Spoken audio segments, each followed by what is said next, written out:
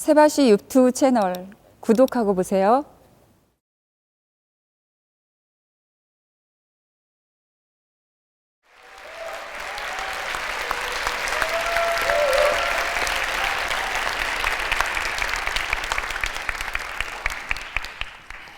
여러분 안녕하세요. 여기 계신 모든 여러분 행복하고 평안하시길 바랍니다. 저는 남편을 자살로 잃었습니다.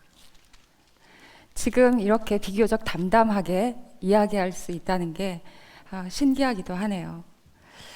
9년 4개월 전, 그러니까 9월 22일 저녁 7시쯤 전화 한 통을 받았는데요. 아침에 일하러 나갔던 남편이 사망했다는 그 이야기를 듣는 순간 저는 아니야, 절대 그럴 수 없어. 동시에 받아들일 수 없고 땅이 뒤집어지고 동시에 꺼지는 암흑, 충격에 빠졌습니다. 영안실로 갔는데 누구와 갔는지 어떻게 갔는지 지금도 기억에 없어요. 세상은 더 이상 이전의 세상이 아니었어요. 남편을 앗아간 세상은 무섭고 위험하고 결코 안전한 곳이 아니었습니다. 한편으로는 난 도대체 뭘 했나? 나란 사람은 누구인가? 남편에게 오직 한 사람이 돼주지 못했다. 남편이 숨을 안 쉬는데 내가 아무것도 할 수 없다. 완전한 절망, 완전한 좌절이었어요. 밤이면 지상에서 마지막으로 남편이 어떤 느낌이었을까 떠올리면서 온몸이 격렬하게 떨리고 녹아내렸어요. 가족들과 남편 친구들과 이웃들이 저와 두 아들을 돌보아 주었고요. 우리는 꽉 부둥켜 안고 살아남았습니다. 그런데 아빠가 자살로 돌아가셨다는 이야기를 두 아들한테 할 수가 없었어요. 그 이야기를 듣고 더 충격을 받아서 우리 모두가 완전히 부서져 버릴까 봐 두려웠어요. 그 두려움을 두려워하지 않고 외면하지 않고 있는 그대로 바라볼 때 희망이 보인다. 저는 그 깨달음을 어떤 계기로 인해서 얻을 수 있었습니다. 2014년 4월 16일 새벽이었어요. 저는 꿈을 꿨어요. 산길을 걸어가고 있는데 커다란 동굴이 나타나고 그 동굴을 통과하니까 아주 밝고 넓고 맑고 환한 그런 곳에 도착한 거예요. 근데 거기에 남편이 있었어요. 저는 너무 놀라고 반가워서 여기 있었구나. 죽은 게 아니지. 살아있는 거야. 살아있는 거야. 맞지? 남편은 반갑지 않은 것 같았어요. 저는 멈칫 놀랐죠. 남편이 가까이 다가오더니 저를 보고 이렇게 말했어요. 혜정 씨, 있는 그대로 보세요. 혜정 씨, 있는 그대로 보세요. 저는 말문이 딱 막히고 눈물이 줄줄 흘렀어요. 이게 꿈인지는 알겠는데 깰 것 같고 깨면 이 모든 것이 사라질까 봐 깨지 않기를 바랐는데 눈물을 여전히 흘리고 있는, 울고 있는 저를 발견했습니다. 다시 잠들면 남편을 만날 수 있을까 해서 좀 자보려고 했는데 안 되더라고요. 있는 그대로 보는 것, 인간 지성의 최고 형태죠. 저는 다시 잠들지 못하고 시간을 확인하려다가 저 남쪽 바다에서 배 한 척이 세월호가 물에 잠긴다는 뉴스를 보았습니다. 온 국민이 발을 동동 구르면서 애타게 그 광경을 지켜볼 수밖에 없었고 저 또한 그랬습니다. 어떠한 사회적 안전망도 없구나 그런 생각이 들면서 나라도 저곳으로 가서 구해야겠다 하는 마음이 들더라고요. 그런데 저는 그렇게 하지 않았죠. 왜 나는 뗏목이라도 타고 가서 저 사람들을 구하지 않는가?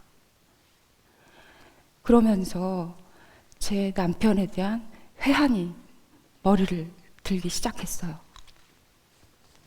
너무 괴로웠어요. 내 남편이 지옥 같은 상황에 있을 때 저는 그 지옥에 뛰어들어 살리지 못했어요.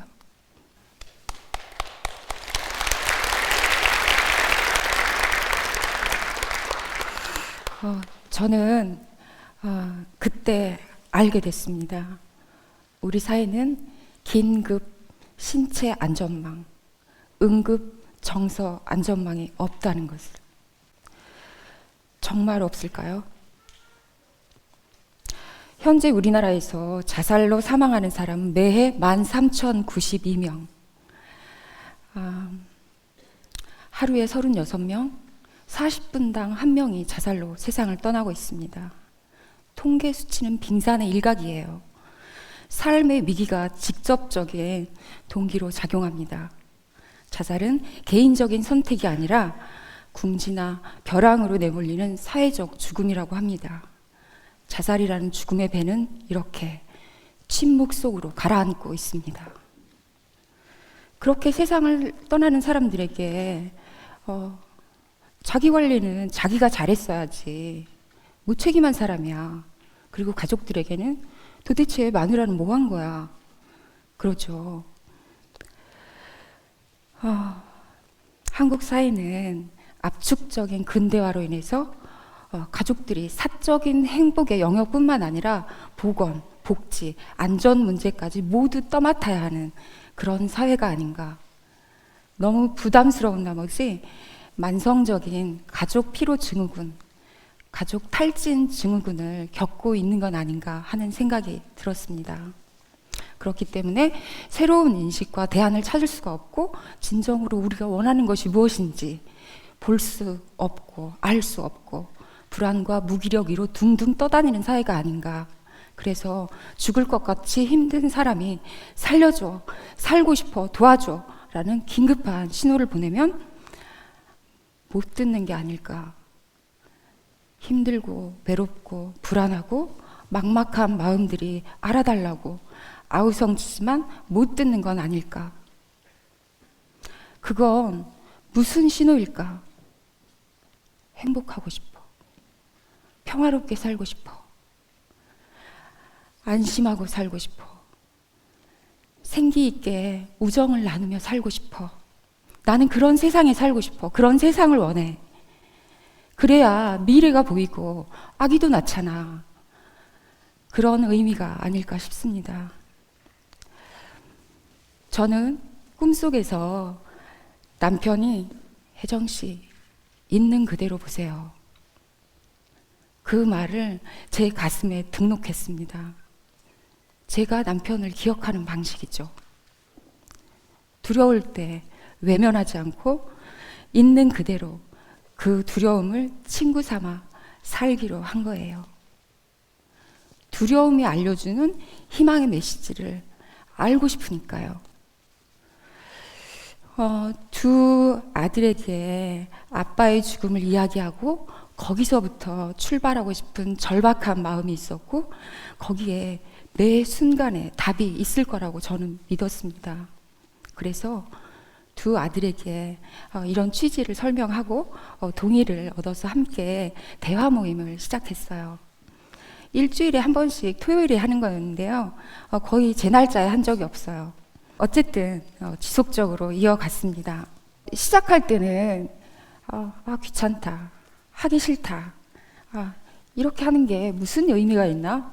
쉬고 싶어. 마칠 때는 우리가 깊이 연결된 것, 우리가 가족이라는 소속감을 느끼는 것, 이게 너무도 소중하고 감사하다. 그렇게 반복하고 반복 속에서 다양하게 이야기들이 펼쳐졌습니다. 그 과정에서 아빠가 자살로 돌아가셨다는 이야기를 할 수 있었어요. 추방당했던 아빠의 죽음을 우리의 일상으로 초대한 겁니다. 그 말을 듣고 큰애는 아빠가 자살로 돌아가셨다는 이야기를 들으니까 내 마음속에 있는 빗장이 풀리는 것 같다. 둘째는 아빠가 보고 싶다.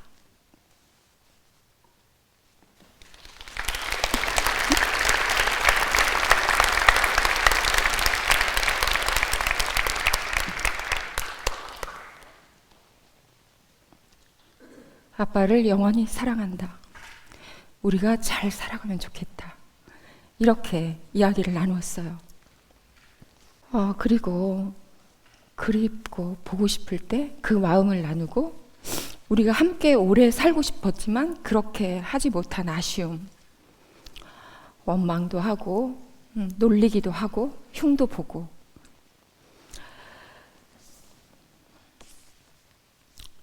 아빠를 마음껏 기억한다는 것은 과거에 집착하거나 머무는 것이 아니라 우리가 살고 싶은 미래의 예언임을 알았습니다.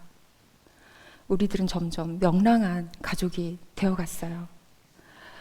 루카치는 명랑함을 고통이 없거나 완전하게 안전한 상태가 아니라고 했습니다. 전체성과 같은 내적인 욕구에 대한 적절한 행동 대응이라고 말을 했어요. 그것은 나에게 중요한 가치를 선택해서 행동으로 사는 것, 저는 그렇게 이해를 했습니다. 그래서 저는 생명체로서 가장 중요한 본성과 끊어져서 도저히 혼자서는 삶의 길로 돌아올 수 없는 자살 위기자들을 먼저 발견하고 공감하고 가족, 의료진 등 모든 자원과 연결하는, 그걸 알리는 방법을 전하는 자살 예방 강사가 되었습니다.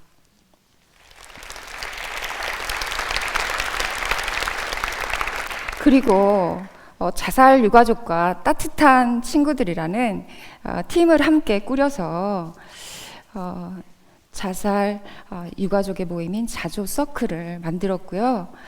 상실과 좌절과 절망을 우리 삶으로 불러들여서 감사함에 머물도록 서로 돕는 애도 프로세스를 가족, 친구, 이웃, 동료들과 함께 가졌고요. 그 다음에 우리 사회의 정서적 안전망 회복을 위한 공동체 대화도 이어갔습니다. 그리고 당사자가 주체가 돼서 세계 자살 유가족의 날을 열었어요. 제가 이 이야기를 왜 하냐면요, 거기서 우리가 배운 것이 있어요. 우리들의 일상에는 삶과 죽음, 죽음에서 다시 태어나는 삶이 있다. 그리고 삶과 죽음이 따로 있지 않다는 것이었습니다. 사실 저는 이 자리에 오는 것이 몹시 두려웠어요. 두려움을 친구 삼아서 이곳에 도착해서 이렇게 이야기를 나누다 보니까 마치 꿈속에 동굴 끝에서처럼 밝고 맑고 환하고 넓은 여러분들의 따뜻한 마음을 느낄 수 있습니다. 저는 지금 여기 이 순간을 희망이라고 부르고 싶습니다.